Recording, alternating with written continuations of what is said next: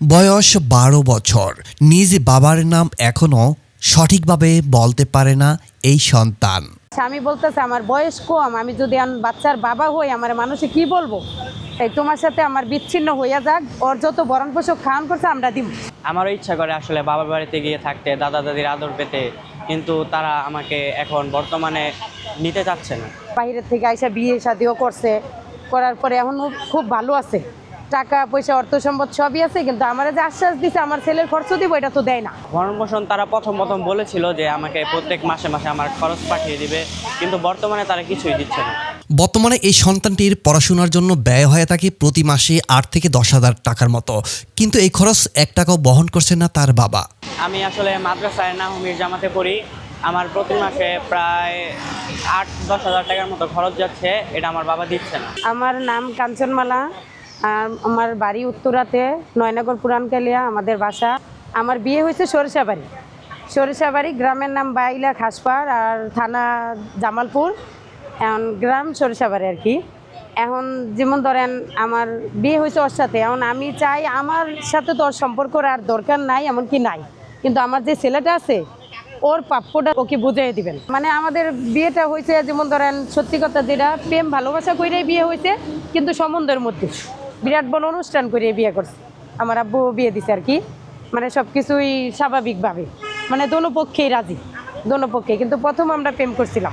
এখন আমি বলতেছি স্যার, যেহেতু আমার স্বামী আমার সন্তান চায় না, আমারে চায় না, ও অন্যদিকে সমস্যা।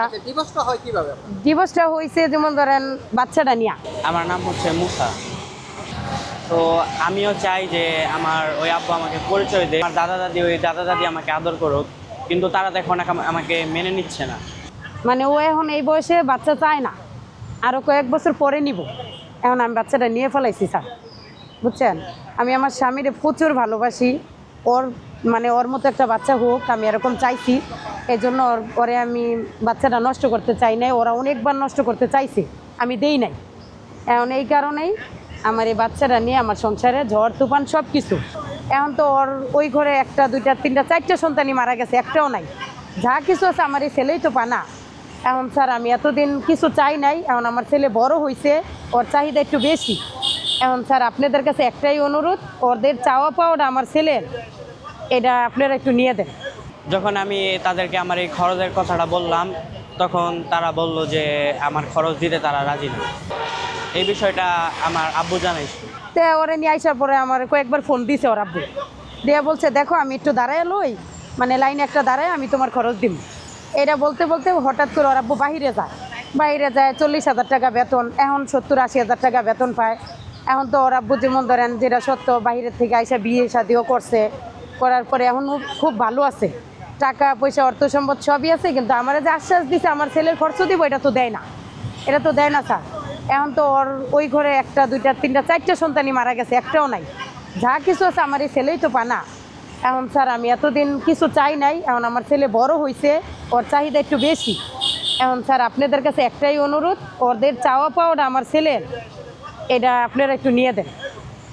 আর এখন যে আমি বিয়ে বসছি, আমার দ্বিতীয় স্বামী ও আবার আমারে বাধা দিছে, বলতেছে দেখো আমার তো কোনো সন্তান নাই, তাহলে আমি তোমার ছেলেরে মানুষ করবো পালমু, তুমি ওদিকে তাকাইও না। এই জন্য আমি আর কি ওদিকে তাকাই নাই।